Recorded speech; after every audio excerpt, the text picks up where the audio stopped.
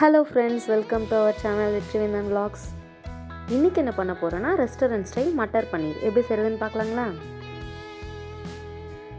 இது செய்கிறதுக்கு stove on பண்ணிவிட்டு ஒரு கடாயில் எண்ணெய் சேர்த்துக்கலாம்.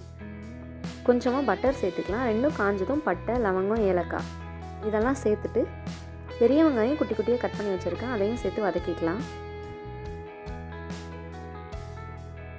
இது கூட இஞ்சி பூண்டு பேஸ்ட் சேர்த்து நல்லா வதக்கிக்கலாம்.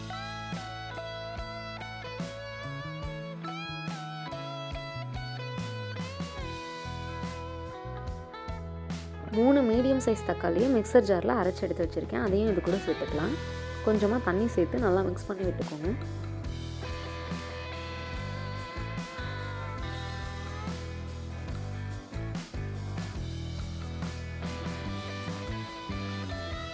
தக்காளி நல்லா வதங்கிடுச்சு. இது கூட உப்பு, மஞ்சள் தூள், மிளகாத்தூள், தனியாத்தூள் இதெல்லாம் சேர்த்து நல்லா கலந்து விட்டுக்கலாம்.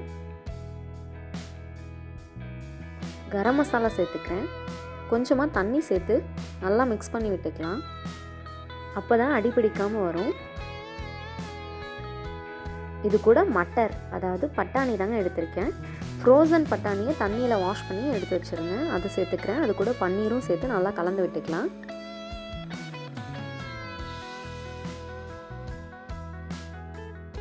இது மூடி போட்டு ஒரு 5 நிமிஷம் அப்படியே விட்டுடலாம். ஊற வச்ச முந்திரி பருப்பை மிக்சர் ஜாரில் நைஸாக அரைச்சி அதையும் சேர்த்துக்கலாம். இது இல்லைனா உங்கள்கிட்ட ஃப்ரெஷ் க்ரீம் இருந்தாலும் சேர்த்துக்கலாம்.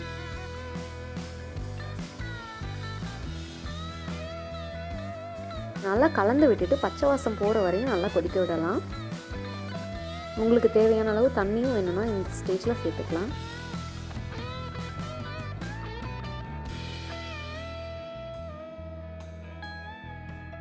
இந்த அளவுக்கு கொதிச்சிருச்சு. இது எனக்கு கரெக்டான கன்சிஸ்டன்சியாக இருக்கும். ஒரு 2 மினிட்ஸ் அப்படியே லெட்டு போட்டு க்ளோஸ் பண்ணிடுறேன். ஃபைனலாக கசூரி மேத்தி சேர்த்துட்டு கொஞ்சமாக பட்டர் சேர்த்து ஆஃப் பண்ணிடுறேன். அவ்வளோதான், சூப்பராக ரெடி ஆகிடுச்சு நம்மளோட மட்டர் பன்னீர். கடைசியாக கார்னிஷிங்க்கு கொஞ்சமாக கேஷ்யூ பேஸ்ட் சேர்த்துருக்கேன். கண்டிப்பாக நீங்களும் இந்த ரெசிபியை உங்கள் வீட்டில் ட்ரை பண்ணி பாருங்கள்.